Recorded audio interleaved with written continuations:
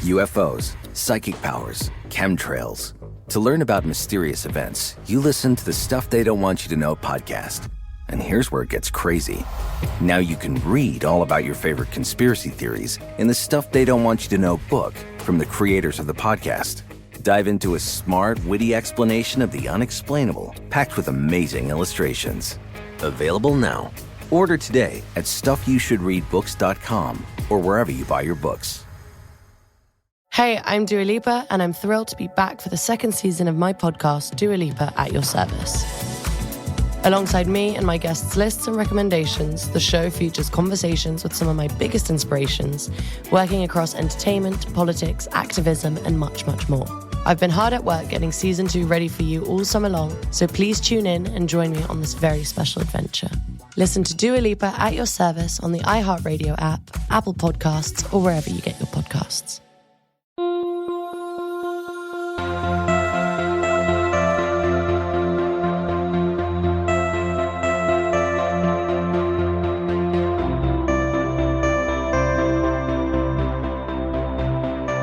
You're listening to 100 Words or Less with Ray Harkins. Hello, all you fine podcast humans. Thank you for downloading or streaming this particular podcast because we're here talking about independent music, whether it's punk, hardcore, indie rock, whatever you want to call it. It was birthed out of small, sweaty rooms or maybe sweaty bedrooms or basements or whatever it is. It all comes from that DIY scene that we hold so dear. And I have, of course, a great guest this week because that's what we do. We document the scene, so to speak. I have Emma Boster, who's the vocalist from one of my favorite metalcore bands going on right now, Dying Wish. And Dying Wish was an interesting band because I'm an old human within the context of the punk and hardcore scene. And I had seen their name around, just never bothered to check them out that much. It was just like, okay, cool, yeah, another band doing that sort of, heavy metalcore stuff, cool. But then the record Fragments of a Bitter Memory came out last year, and I listened to it, and I loved it so much. It hit on everything that I enjoy about this particular music genre, and Emma had many things to say on that record, and it came through crystal clear, and I loved it. And then at that point, I was like, yo, I am a fan of Dying Wish, and I had to have Emma on the show, so we missed each other a couple of times, but then we finally were able to make it happen because, that's what happens. Persistence, ideas that just linger in your head. I've got this absolutely ridiculous Google Doc where I just toss a bunch of ideas in there, and then eventually I take them off and get around to it, and it's so much fun. So shout out to Emma for coming on the show, and then shout out to my good friend Tom, who manages her band, and yeah, just a great human being in general. But if you are looking to do a favor for me, you can go email the show. Email me, 100wordspodcast@gmail.com. Always love to correspond with you. Find humans out there. Fine, not find. Sometimes I just run across words where it's like, oh man. Anyways, email the show, 100wordspodcast@gmail.com. You can also leave a rating and review on Apple Podcasts if you so desire. I would appreciate that. Or you can go to Spotify if you listen to it on that platform and give it some stars. Those are the easiest, simplest ways that you can support this show, because when you do that, it makes it legitimate in the eyes of a computer and the algorithm. And after all, that's what we're all chasing, right? Oh man, sad state of affairs. But yeah, let's talk to Emma. Such a good conversation. She had a lot of interesting things to say, and it was funny because she actually expressed this off mic, and I am not like throwing her under the bus by expressing it, but she was kind of like nervous, and I understand there's that like nervous anticipation of like doing an interview and like you're really excited, but she did a great job, and she articulated her thoughts very appropriately, and I loved having this discussion with her. So here's Emma and from Dying Wish, and check the band out first and foremost, and then check this conversation out.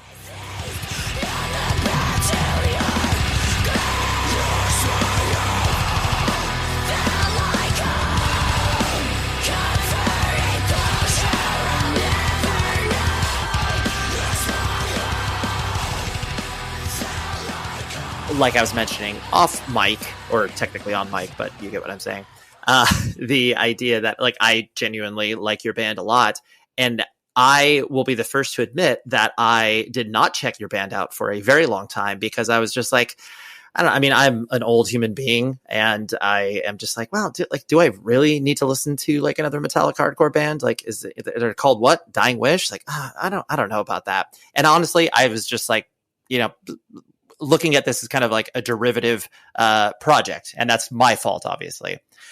Do you find that people that are, sort of a certain age, whether they express this to you directly or not, might have that opinion of just like, oh yeah, this is like stuff I've heard before or whatever. And then once they actually, either do check you out or see you live, are kind of opening their eyes a little bit wider to be like, oh, actually, like they are legitimate. This is cool. Yeah, I mean, I think that, there's a lot of young bands like trying to do a throwback sound right now, and, effectively putting their own take on it. But I think that, there's a handful of bands that are doing a very specific sound really well. Like, for example, Foreign Hands does the Poison the Well sound remarkably, and that's a new band. And, that might take a second for people to catch on to, but, there's a specific sound that we are really trying to replicate with our own spin on it. And I know that that's like kind of a popular thing that a lot of other bands are doing right now. So I could definitely understand why people wouldn't immediately catch on to the hype. But I'm glad that you gave us a shot, and everyone else that will eventually or has. Yeah, no, it is true. Cause I do think that, I mean, what you're articulating of that idea that, I mean, especially too, as people grow older within the context of punk and hardcore, there does get that diminishing attention span where it's like, oh yeah, of course, I listen to all of these type of bands, and that's like my music taste ends in 2005 or whatever. And then to convince a person to check something out new, like you have to go through all of these different hurdles in order for people to pay attention to it. Mm-hmm. Absolutely. Yeah. But I guess on the flip side too, like I would look at your band in many respects as being very much a gateway band where, someone can discover Dying Wish and be like, this is the heaviest thing I've ever heard. And then from there, they're able to not only get into more contemporary bands, but look at the influences that you have pulled into the band as well. Right. Exactly. And that's the thing, that I would love, because obviously, like we're a modern band, but we have a throwback sound, and I would love for people to listen to Dying Wish and then, see what our influences are, like a band like Kill Switch Engage, Black Dahlia Murder, At the Gates, and they might be younger and they didn't grow up really listening to those bands, and that might be able to click for them on another level now, that they have had it put into a different context for them. Putting the focal point more on you as an individual, were you actually born and raised in Portland? I wasn't able to derive that from the internet. So I have been born and raised in Oregon. I was born in Bend, Oregon. And my mom was very young, so we lived with my grandparents there until I was 5. And then my mom moved me down to Southern Oregon, where she went to school at Southern Oregon University. And then we just kind of stuck around there when she graduated, and she is born and raised from Portland. So eventually she was like, I got to get out of here, go back to the city. So I've been in Portland now since I was 13, and I'm 27. So it's been 14 years since I've been in Portland. So spent at least half my life here. Right. Yeah. And I mean, Bend is a really interesting city. I guess is an understatement. It is. And I mean, especially then. I mean, now it's definitely become a little more industrialized and less of a hippie town out and smack dab in the middle of the mountains. So, but yeah, I mean, I think I've seen every part of Oregon change a lot over the last 5 to 10 years. Sure. Yeah. Especially like you were saying, like, being able to experience all the different sides of Oregon. Cause I think so many, I mean, right or wrong, like people just think of the show Portlandia and are just like, oh yeah, that's an easy pop culture reference point. But it's like, there's so much going on in the state in general. It's not just the, whatever typified experience that people have with that. Yeah, I mean, I would say Portlandia specific to Portland is actually pretty hilariously accurate. Yep. But I mean, you leave our little leftist utopia, if you even want to call it that, and you travel 30 minutes outside in any direction of the city and it's completely different. So I would agree with that. Yeah, for sure. And so as you were kind of bouncing around the greater Oregon area, what was your, like you said, you were living with, was both your grandparents and your mom, you guys were all living under one roof? Yes. Yeah. Until I was 5. Okay, got it. And then it was you and your mom on your own? Yeah, and my mom got married, and so and then I had a sister when I was 9. So different changes in my home growing up, dynamic wise, with living with different people, but yeah, always had a family for sure. That's cool.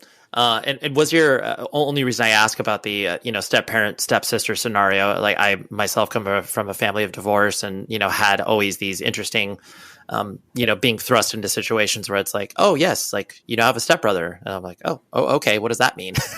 Right. Was it? I guess was it a difficult adjustment, or were you able to kind of plug in and play right away?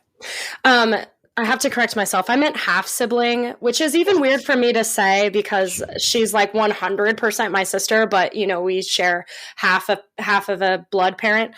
But no, actually that was, if we're going to get personal, like that was a really, kind of a difficult transition. I love my sister, but it was me and my mom for quite some time. And then, her ex-husband came into the mix, and then I was just so used to being an only child because I'd been on my own for 9 years, and then my little sister was born, and I don't really think I was ever really ready to be a big sister. But it's a role that I've grown into, and it definitely having a sibling. By the time I got so used to not having one was definitely a little shocking to me as a kid, and feeling like I had a really a tumultuous relationship with her dad, so her coming into the mix just kind of like complicated things. But I hate to it's not her fault at all. She's a wonderful kid, and but yeah, it definitely was very challenging for me as a young kid. Sure. Well, and I can imagine too with the idea when you have bonded so closely with your mother, and it's kind of, I'm projecting here, but just the idea of, it's me and you versus the world, Ma, like that sort of idea. And then all of a sudden to introduce these other extenuating relationships, that's going to take something to get used to. Yes, absolutely. And I'm sure it's even, it's also difficult for the people coming from the outside into that, to feel like you could be disrupting that, or feel like, it's a different dynamic and inclusion. Yeah, absolutely. And so I'm going to maybe play a little armchair psychologist here, but you seem, just from the outsider's perspective, like a very precocious little girl, where you seem outgoing, but at the same time, like, not scared to share your opinions about a lot of things. Was that kind of always who you were as a kid and growing up, or was that something that you kind of grew into? Yeah, I think I've always very much so been unapologetically myself in a lot of ways. I have always been kind of different. And my mom, I was raised by a very accepting and open group of women in my family. It's very matriarchal. And so I've always been kind of wacky and I guess accepting and strange, but I guess I wouldn't say strange, but yeah. Sure. Right. Less than common, we'll say. Right. I was definitely an outcast in school in a lot of ways. Right. Was that because of your things that you were interested in, or was it just kind of you like to stick to yourself, or was it kind of a combo of all those things? I think it was a combo. It definitely was me being interested in things that a lot of the people I was surrounded by didn't understand. And then also I think it was a bit of a defense mechanism as well. Sure. Protecting yourself from someone letting you down or whatever. 100%. Yeah. Okay. Got it. And so were you attracted to, sports? Like, I mean, as far as like, once you were getting into, junior high and high school and stuff like that, what were you attracted to? Did school interest you? Art? Where were you at? Yeah. I mean, I was raised in kind of a sports home. And so I've always loved basketball. I played basketball in middle school. And I was kind of taught that from my stepdad that, sports were cool and music was a waste of time. So I had done choir here and there in elementary school. And then it wasn't until I moved to Portland and I wasn't able to try out for sports teams because I had missed that Dateline opportunity. That I just enrolled in choir and made that my new thing. And that was where my happiness and motivation was lying in middle school and high school. Got it. And I have to ask, what position did you play in basketball? I played a guard. I tried point guard, and I'm not very good at any shooting that's not in the paint, really. But I am pretty aggressive defensively. So I was a pretty okay guard. I'm not fantastic by any means. Right. You were like, I'm the person that's going to be, driving in the lane and hurting my body potentially. And then I'm a bulldog on defense, and that's what you're going to get. Exactly. Got it. Yeah. Not one of your favorite players, Dame Lillard. I'm by no means Dame behind the arc at all. Right. No Dame time over there. No logo for me.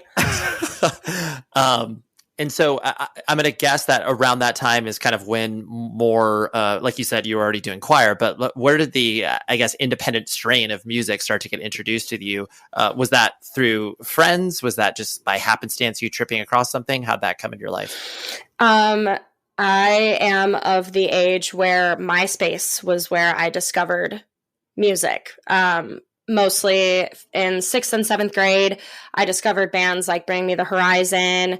I discovered bands like Children of Bodom. I was listening to Black Sabbath and just a really strange mix of things because I had still lived in a small town where I wasn't exposed to any live music.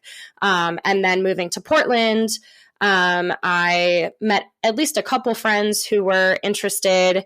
Actually, I met Jeff, who plays drums in Dying Wish, and Pedro, who plays guitar in Dying Wish, because we went to middle school together in the Portland area. And so actually, Pedro and I shared a lot of music back and forth. At the time, it was stuff like A Skylit Drive and, just Drop Dead Gorgeous and scene bands like that. But mostly through friends and online and burning CDs. And then I went to Warped Tour and started going to shows from there. I love it. Yeah, I think that, the MySpace-core era, like that, I mean, it's so hard.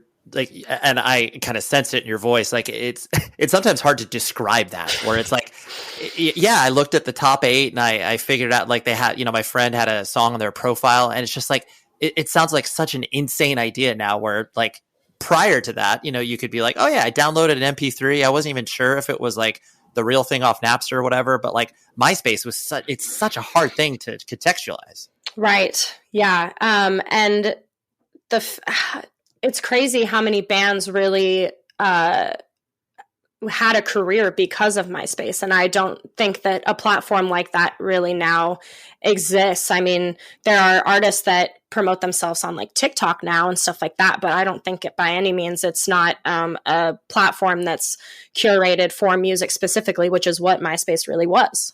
Mm-hmm. Yeah. Oh no, you're right. And I that idea of it being hard baked into the way that these profiles existed, and then the top 8 and all of those things that were such a pivotal part, getting in a top 8 of your friend's band, you just feel all of a sudden you signed a record deal. You're like, oh my gosh, they've got they have over 1 million plays. You're like, this is crazy. I'm gonna be huge. See, I wasn't that cool, so totally no. But you were able to at least listen to the bands that were on those profiles, and then obviously the world opened up.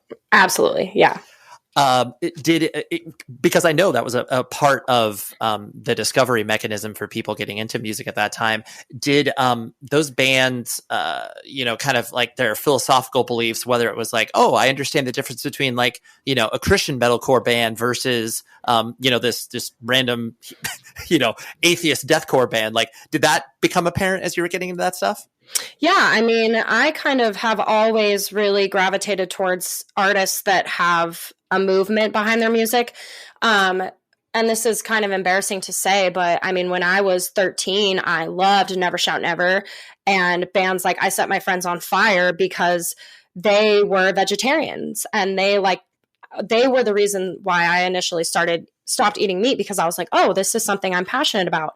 And, you don't really find that kind of context so much in that kind of music. But I think that when I started listening to hardcore, that is when I was like, oh my God, like this is what I've been looking for. It's music with a purpose kind of thing. It makes me so happy to hear that, because I do think that, for years, I personally worked at PETA 2, like when that existed, and like working with artists exactly like Christopher Drew could not have been more influential of a person getting people introduced to that idea of vegetarianism. And clearly he's not like singing about it, like, but it's just like that idea was able to capture so many people who are never going to listen to Earth Crisis and actually like it. Like, you have to have different entry points. Right. And there's definitely more of a fan aspect when it comes to Christopher Drew than anywhere close to something like, Earth Crisis. Like, these fans, they idolize someone like Christopher Drew. And so when he talks about topics that could potentially change someone's viewpoint or, inspire them, I think that is just as important as writing a music about something. Yeah, no, I really appreciate you articulating that, just because I do think that there, especially too, when you talk about these really charged philosophical movements, whether it's, veganism, socialism, anything that people will have a strong opinion on, there needs to be, on ramps for people getting into that. It can't just be like, oh, you dive into this and you immediately are at the most, radicalized version of yourself. It's like you have to ease your way into it. And that's a perfect way to do that. Yeah. I mean, it's all about education, and, nobody walks into a room, and knows everything. It's all about creating the space for us to learn and teach each other. Yeah, totally. And so did you care about school? Like, were you quote unquote applying yourself as a younger person, Emma, or were you not caring about school? I did, probably until honestly, I don't want to say that it was music that made me care less, but once I started really connecting with music, I think I just stopped caring about academics, because I just really felt like I had a purpose in life to do something musically, and I was really only applying myself in like the choir department, and putting my energy there, because I didn't really think that anything else mattered at the time. And I was like, well, if I want to do music someday, like, I don't really need to, get an A in pre-calc. So, I kind of just floated by, and I think, I also was unaware of it at the time, but especially my junior and senior year of high school, I really became depressed. And I don't like I said, I had no idea what was even going on, but I was just kind of like floating through life without any real thought put to it. There's only one place that you need to be looking on the internet for anything band merch related, and that is rockabilia.com. And using this promo code 100 words or less, that's number 100, will get you 10% off your order. And I know you've probably heard me time and time again talking about how great Rockabilia is. But now, today is that day for you to dive into the website, find out about all of the amazing items they have. I don't care what you're into, what musical style, you will find something that you will love, and then you will order for yourself, and then you will go back to the website, order more, order for some gifts for upcoming birthdays or holidays or whatever it is. No joke. An amazing company, independently owned, all ships from the Midwest. I love them so much. And there's a reason that you need to go there. Not only because I am advocating for them, but I'm giving you a 10% off offer. 100 words or less. Use that promo code. That way they know that I sent you to them. You knocked on the door. You got some cool band merch. Everybody wins. So thank you, Rockabilia, for your continued support, and buy more band merch. Hey, it's Ray, the host of this very podcast. And let me ask you a question. What if you had insights into your genetics that could help empower you to live healthier? How would you use that knowledge? You can hear me talk about insights from my DNA that have affected my personal health journey on this season of the podcast Spit from iHeartRadio and 23andMe. Host Baratunde Thurston, which, by the way, incredible dude, has a podcast called How to Citizen. I can't highly recommend that any more than I am right now, but listen to that and listen to this podcast. But he explores how more and more people are finding out that DNA is about more than just ancestry. It's a key to understanding your health. Your genetic profile can tell you if you are at an increased likelihood for developing a particular condition. It's knowledge that can help you make smarter choices about your health and your lifestyle. On this season of Spit, you'll hear me and 22 other podcasters and influencers discuss what genetics revealed about our health and how that knowledge can impact the way we live our lives. Listen to my episode out now on the iHeartRadio app or wherever you get your podcasts. UFOs, psychic powers, chemtrails. For years, we've all listened to the Stuff They Don't Want You to Know podcast to get to the bottom of the biggest mysteries in popular culture. And now, hosts Ben Bolin, Matt Frederick, and Noel Brown are separating conspiracy fact from conspiracy theory in the Stuff They Don't Want You to Know book. With cool heads and extensive research, the guys break down the wildest conspiracy theories, from biological testing and the secrets of lobbying to our endless fascination with the Kennedy assassination. The Stuff They Don't Want You to Know book is smart, witty, and it's written in the same conversational style you love from the podcast. Plus, it's packed with some amazing illustrations. If you're looking for a book that explains the unexplainable and uses truth as a weapon against ignorance, misinformation, and lies, this is it. The Stuff They Don't Want You to Know book is available now. Order today at stuffyoushouldreadbooks.com or wherever you buy your books. America is obsessed with true crime stories. Everywhere you go, you hear people talking about their favorite true crime podcasts. And all that excitement has made you a little crime curious. But with so many true crime podcasts to choose from, the real mystery is, where do you start? iHeartPodcasts has cracked the case. They created iHeart True Crime Plus, your source for the best true crime podcasts, all in one channel. iHeart True Crime Plus brings you the best of true crime, with shows that cover everything from unsolved murders and missing persons to heists, organized crime, and everything in between. So you're sure to find something you'll want to binge and share. And as an iHeart True Crime Plus subscriber, you'll also enjoy ad-free listening, early access to select episodes, and exclusive never-before-heard bonus content. Feed your true crime obsession. Subscribe to iHeart True Crime Plus today, exclusively on Apple Podcasts. Like you said, you were really attracted to music and you wanted to figure out what that meant. I'm sure you didn't have a specific idea of like, oh yes, I'm going to play in a band and be, make my living off of that. How were you kind of viewing the approach of you doing something with music, whatever that may mean from a career perspective? I wasn't really sure. I was really passionate about going to shows, and I knew that eventually I would want to be involved in, the business aspect of music. And I just didn't even know where to start, though. And that was the hardest part, was I was too young to really network with anyone. And so I was just kind of going to shows, and my purpose was attendance, which I do think is a really important purpose. And people don't need to necessarily do anything else to make a difference. But it really took me quite some time to figure it out. I'm going to be completely honest with you.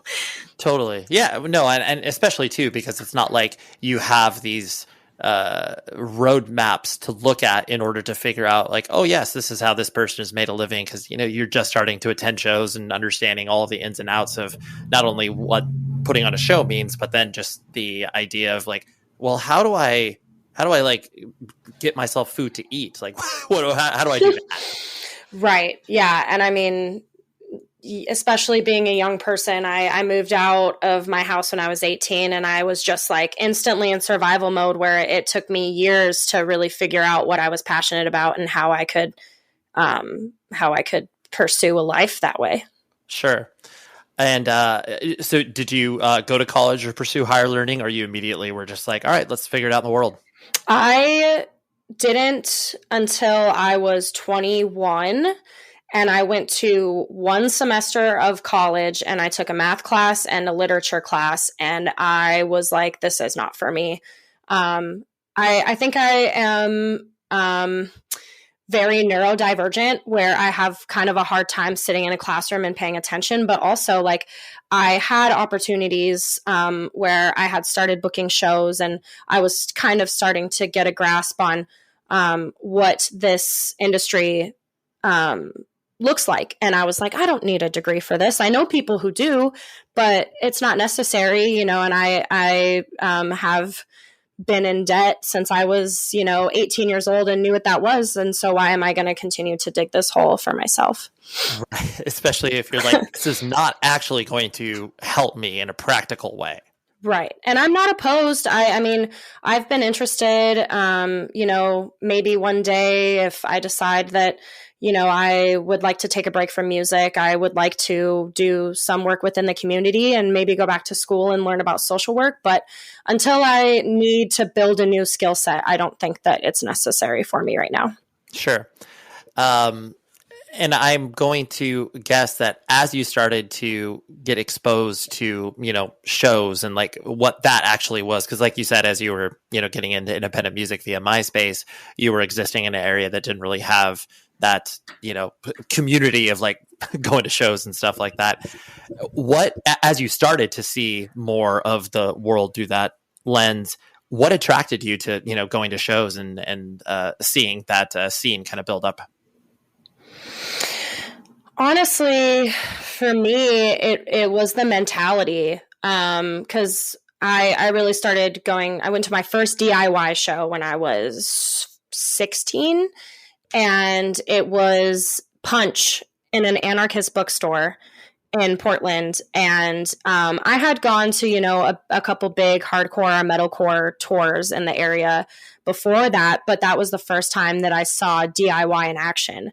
And it was the mentality and the spirit behind it where I was like really almost felt like intoxicated by it. And even to this day, like being in a room full of, 70 people just jumping around on each other and like having the most fun possible, like there's something still really magnetic about that towards me. It's the energy for me.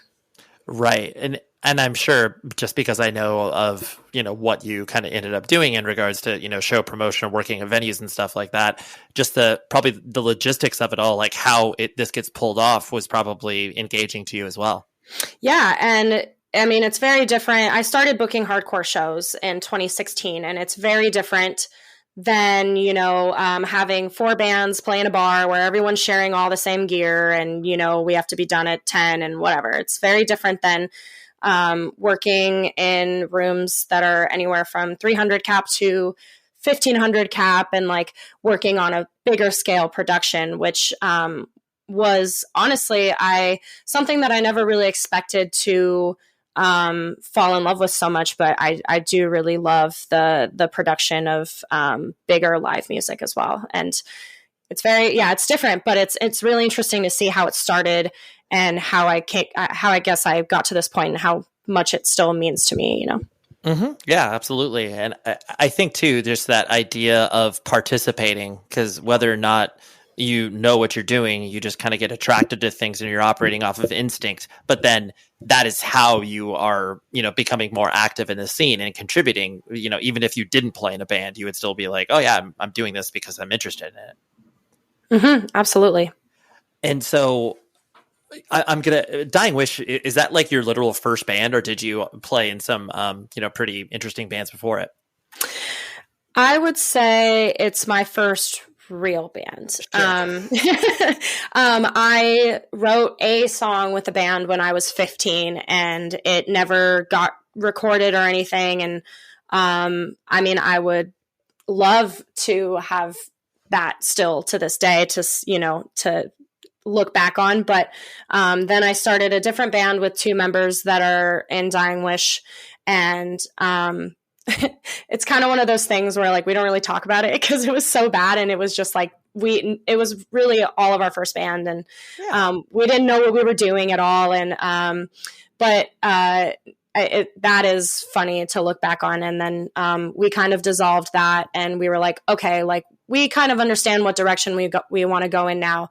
Let's start Dying Wish. And then that was with Jeff and Pedro, who I mentioned earlier I went to school with. And then Sam joined the band, and he's the one who is the songwriter essentially for the instruments and writes all the riffs and stuff. So before that, it was just kind of, you know, things that we were not really taken so seriously. Right. Yeah. And I mean, you know, to be fair, like I personally don't care how terrible people's first bands are, because like they should be like, I especially if it's like really of the moment where it's like, you know, I probably, you know, if you revealed the band name, I could easily tell you what you sounded like. And I think that's a good thing, you know? So right. Don't be so hard on yourself. No, absolutely. And, you know, I think that it's really important to look back on the things that you've created in the past and how much you've learned and how much better you've gotten. It's a motivator for me for sure. Right. So, very, very good way to look at it. It's like, oh yeah, that was my, you know, sort of funny first band. And, you know, like I learned from that, and I'm hopefully not as bad as I was back then. Right. And, you know, I think being a woman in the scene, I definitely could have started a band when I was younger, but there was always like this, I guess, unspoken feeling within myself that girls don't play in hardcore bands necessarily, even though I'd seen it happen. It just like wasn't as common. And so I think that maybe, you know, if I had grown up a different gender, I would have started playing music sooner, but I wasn't in my band or my first band until I was like really in my early 20s.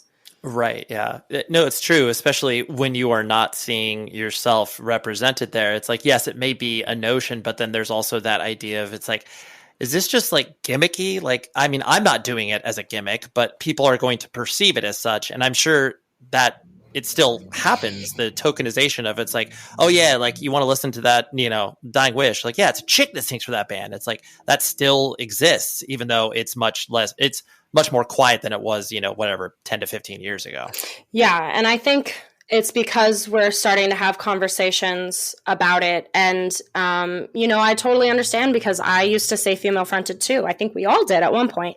And I think it's really important to have the conversations with each other patiently about how that could be destructive to women in the scene and also women artists. And one thing that I've seen a lot lately is people being like, oh, Dying Wish should go on tour with Spirit Box and Venom Prison and See You Space Cowboy. And it's like, yes, like, I mean, I guess it would be cool if all these different girls and bands were on the same tour, but to me, it makes sense for those bands to be out touring separately, you know, where they can be exposed to more people in different rooms rather than all concentrated in front of the same crowd. Mm-hmm. Absolutely, for sure. And it people are tempted to do that, because I mean, I remember this was more so in the mid 2000s, like when I was working at Century Media Records, and there was that whole, you know, it's like Lacuna Coil in this moment, and a lot of metal bands with females, and there were tours that existed around that. And while it was gimmicky, it was just that idea that there was also highlighting the fact that, yes, like there are important bands that are playing music that are made up of, you know, people beyond just the quote unquote typical band person. Mm-hmm. Right. And so you, as you started to, you know, grow more confident in regards to, you know, being able to put together a band and existing in the world from that perspective, was the idea from the inception to always be really, I guess, supercharged in the way that you were expressing your beliefs as far as, you know, whether it's straight edge, animal rights, like all of those things, was that always kind of the tip that you wanted to go on, or did that evolve as the band went along? I think that our core values as people is really important to the identity of the band, but it's not the identity of the band. However, it was, like I mentioned earlier, I have always been gravitated towards music with a movement behind it, whether it just be our individual movements as people or the messages that we're putting into our songs. And I think that I would like to strike a good balance where, you know, we can talk about difficult topics and, you know, put certain ideas out into the world. And it was always kind of something that I wanted to do with this project, but I wasn't sure. I'm still kind of trying to figure out how much of it I want to put into the music. Sure. That's, and when bands do kind of plant the flag of what it is that you are discussing or talking about, you know, there does become that flip side of the coin of like, oh, are we just going to be immediately alienating, not even from a fan base perspective, but like to get a person to pay attention to what we are doing because we think there's a valuable conversation to be had. They may just be turned off because it's like, oh, this is not what I think, so I'm not even going to interact with it. Yeah. And you know what? I don't think that a lot of what we're saying is so extreme. I mean, I guess that there are certain things like myself being an abolitionist. I can understand why that would be off-putting to some people, but the message behind abolition is more community and less systematic structure. And I think that is something that a lot of people can relate to if they, you know, really try to understand the message before putting it off completely. Right, exactly. Be able to put the pieces together to understand like, oh, yes, I agree with 70% of this, but I don't like 30%, but that doesn't mean I should throw out the whole message. Yeah, absolutely. And I totally expect people to disagree. But there are certain things that I speak out on that if someone is vehemently against that message, then yeah, our music isn't for them. And that's okay. Like if you are an avid cop supporter, you might not like a couple of the songs on the record. And, you know, I feel very strongly about it, about policing in America. And if it's not for you, then I don't think the intention was trying to make it for those people anyways. Right, exactly. Yeah, that's not the audience you're trying to play to. Right. And I don't know, that's not to say that people could overlook the message. I know I couldn't listen to a band that had a pro-cop message and like overlook that. But I guess that's just the way that humanity and society works, you know? Well, and I think to your point, especially within the context of independent music, I think there are much clearer lines that can be drawn with that because, I mean, I'm sure that you've experienced some sense of this where I just find it funny, like a person who attends a Rise Against show and then is like, you know, the antithesis of who they express to be their political opinions and, you know, and they're like, oh yeah, I like the music, but like, I can't stand this band's politics. And it's like, oh, okay. Like, I guess you just want to listen to, you know, Swing Life Away acoustically. Right. And so as you were, you know, kind of getting that experience of playing in bands and at that time too, you were putting on shows like you mentioned. I asked this question not to embarrass you in any capacity, but I know that there are, you know, mistakes a lot of people make as they're starting to put on shows, whether it's like, oh my gosh, I severely undercalculated how many kids were going to show up and, you know, I did this thing wrong or whatever. But then because you have that failure, you learn a lot based around that. Are there any things that kind of stick out of as you started to, you know, put on shows that you just like laugh in retrospect? Like, I can't believe I did it this way. I honestly think probably the biggest thing was how I would curate bills with locals, but a lot of that had to do with such a lack of local bands to put on, and that's still an issue that I'm having. But I have definitely, you know, like put a band on a bill because I thought that they were going to draw people and it just was like total. I enjoy a mixed bill, but like it was like a total 180 and I was like, oh, this is just kind of weird now. But, right. You know, you have to make mistakes to learn from them. Oh, absolutely. And I think that's, like I said, I asked that not to embarrass anybody, but it's just, especially when you are mixing all of these things together, the passion for the music, you wanting to contribute, there's money involved, there's all of these extenuating factors that are coming into play, but then you have to try to figure out how to like execute this event. It's like there's a lot going on there. Mm-hmm. Yeah. And I have been really lucky to have a handful of people that have backed me and supported me through it. So I feel like if it weren't for guidance of a handful of people that I definitely would have made more mistakes. But there's definitely, I've always had a really solid support system of people wanting to help out. Yeah, that's awesome. Yeah, because then you can lean on them and say like, "Hey, should I do it this way?" And they're like, "No, don't do that." Right. Yeah. As long as people are afraid to or aren't afraid to give me some straightforward guidance and criticism. Hey, it's Ray, the host of this very podcast. And let me ask you a question. What if you had insights into your genetics that could help empower you to live healthier? How would you use that knowledge? You can hear me talk about insights from my DNA that have affected my personal health journey on this season of the podcast Spit from iHeartRadio and 23andMe. Host Baratunde Thurston, which, by the way, incredible dude, has a podcast called How to Citizen. I can't highly recommend that any more than I am right now, but listen to that and listen to this podcast. But he explores how more and more people are finding out that DNA is about more than just ancestry. It's a key to understanding your health. Your genetic profile can tell you if you are at an increased likelihood for developing a particular condition. It's knowledge that can help you make smarter choices about your health and your lifestyle.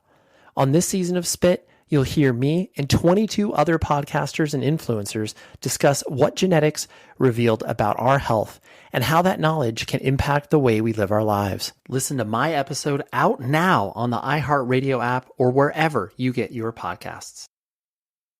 UFOs, psychic powers, chemtrails. For years, we've all listened to the Stuff They Don't Want You to Know podcast to get to the bottom of the biggest mysteries in popular culture.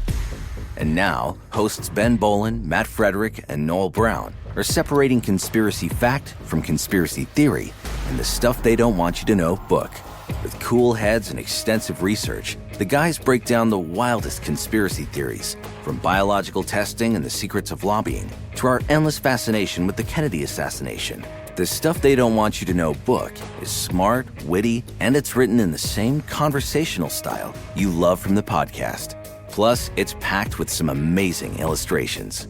If you're looking for a book that explains the unexplainable and uses truth as a weapon against ignorance, misinformation, and lies, this is it. The Stuff They Don't Want You to Know book is available now. Order today at stuffyoushouldreadbooks.com or wherever you buy your books. Right. As you started to get out there and tour and, play shows outside of the general Pacific Northwest, was it one of those things that you liked touring immediately, or did you have to grow to like it? What was your relationship with touring? At first, our first tour that we did was a Western Canada tour. So it was a part of the US I'd never been to. And so I think that was really magical for me in a lot of ways. And I'm sure it'll be the same way when we go to Europe, and being able to experience new parts of the world because of music, I think is really beautiful. We wouldn't do anything longer than like a handful of days. The longest tour we did before COVID was, I think, probably 3 weeks long. And, right.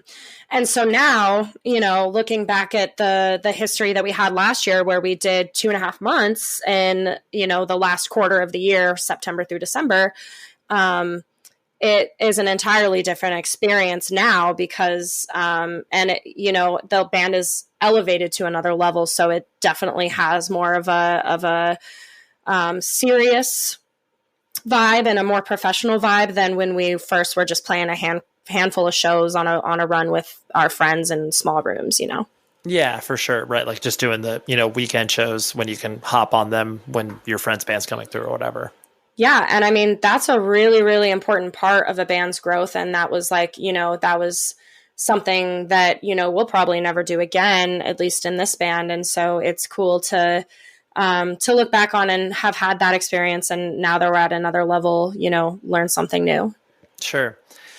And no matter what kind of happens within the context of a band, people rightly or wrongly focus on the singer, whether it's like, oh, like that is clearly the mouthpiece. That's the most, interactive person on stage. How did you do with, I guess, the attention that was paid to you from that respect, where it was, I'm sure there was moments of feeling uncomfortable or whatever, or did you, I guess, confidently step into that to be like, oh, I understand that's going to happen, but, I can handle it?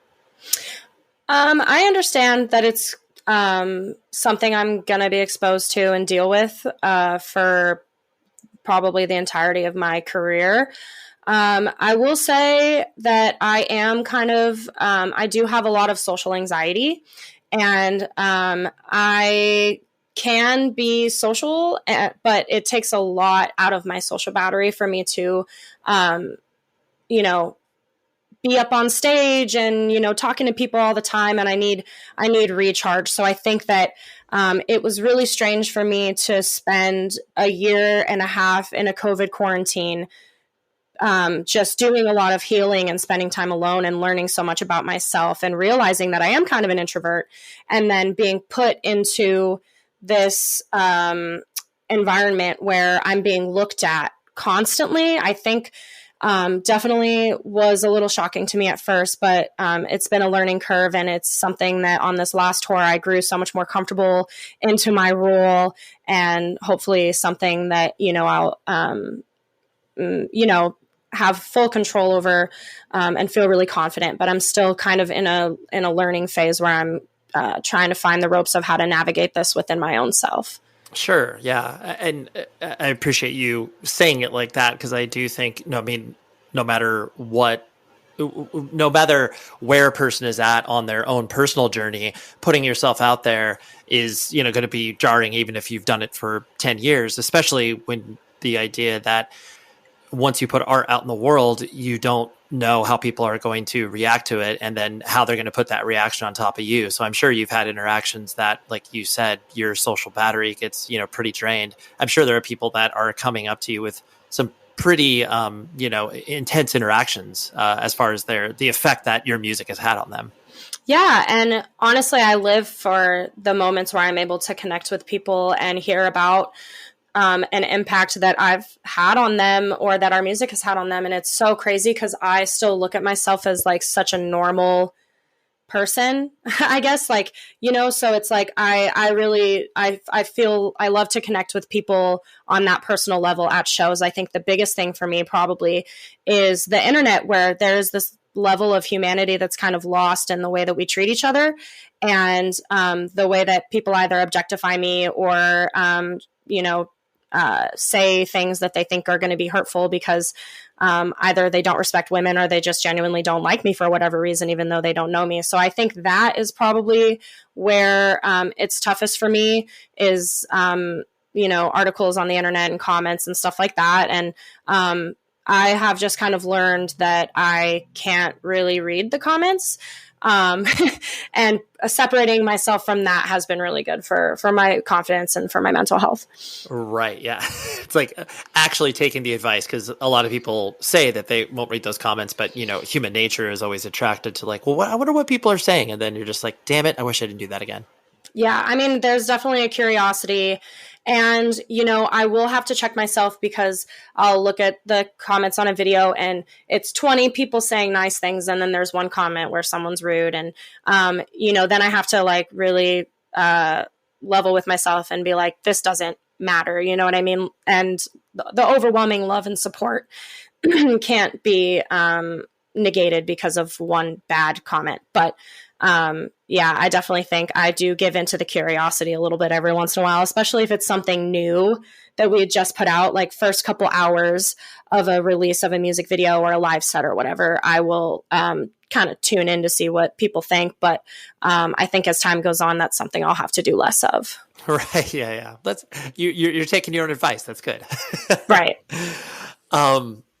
So with the collision of music and, doing a band and touring and everything like that. And then the business implications, working with a record label, working with booking agents.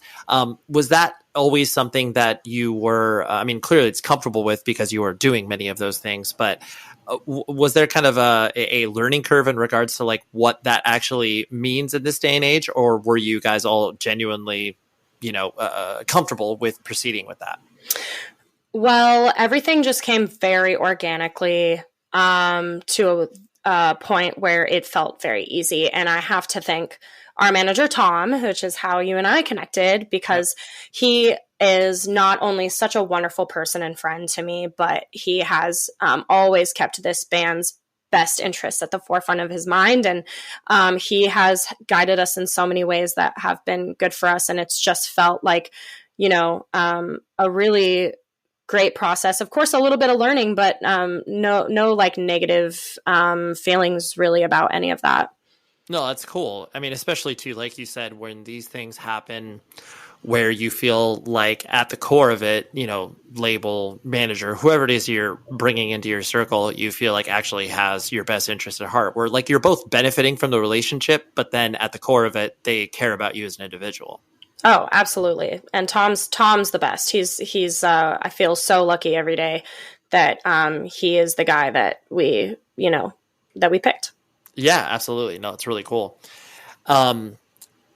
As you started to, I work more professionally with shows and kind of understanding how these different scenes of music, not only interact with one another because they're all coming through the same venues.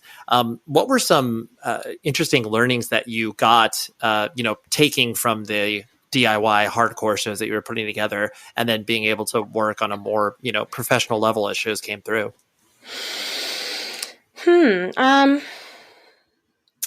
I guess, honestly, the most important takeaway from coming from a DIY space is that so many people in the industry do. And I brought a lot of the mentality along with me. And I think that's the most important part of, my day-to-day working in a venue or production is, having the correct mentality when you walk in the door and when you're working with the artist and stuff like that. And like I said, there's a lot of people within the industry that come from, a smaller hardcore metal scene and carry that with them every day as well. Right.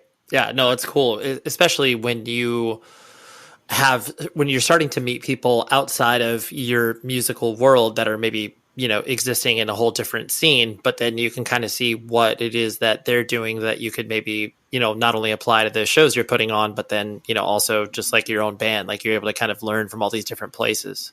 Yeah. It's a big world with so much to learn all the time, and being open to that is huge. Right. That's really cool. Two last things I wanted to hit on was the, now that the world is opening up in regards to the tours happening on a more regular basis. And, you guys are ostensibly over the course of the next, year and a half, are going to be playing some of the biggest shows you've ever played. And I'm sure including like Furnace Fest on that. How is it that you are, I guess, adjusting to, playing stages, like it's like, wow, I'm playing in front of 500 people as opposed to 100, which I played, a year ago or whatever. Does it mess with your head at all? Or is it something that you're just like, well, I just need to take this as, another show? I think that I have to prepare in a different way for it, for sure. But part of it does feel like it comes pretty naturally to me. And a lot of it has to do with how great the rest of my band is, their energy and their presence is makes me feel really comfortable in being able to, perform the way that I like to perform. But I definitely have noticed that I have grown as a performer since we've started playing on these bigger stages in every way. And it's such a different experience, and being able to look out into the crowd when they have the floodlights on and seeing, like when we were on tour with Motionless in White, we played a venue that was sold out. It was the Masquerade in Atlanta, Heaven. And that was the biggest crowd we had played to at the time. And then Furnace Fest. And, it is, I definitely have to take myself out of the moment a little bit just to be like, okay, like this is not that crazy, I guess. Sure. And, you know, try not to freak myself out in the moment. But it's definitely something that the more I do it, the more comfortable I feel. Right. And the last thing, mentioning of with the amount of, you know, kind of attention that the band is getting and the, you know, interesting opportunities that kind of open up to you guys, not only from a touring perspective, but just kind of like, oh, hey, do you want to, you know, appear in this video game or whatever? Not to say that that's happened to you guys, but just a random example. What are things that I guess have surprised you in regards to the opportunities that you have gotten, whether it is, you know, touring or whether it is these other random things that have popped up that are like, oh, yeah, this feels right. I would like to do this, you know, benefit comp or whatever.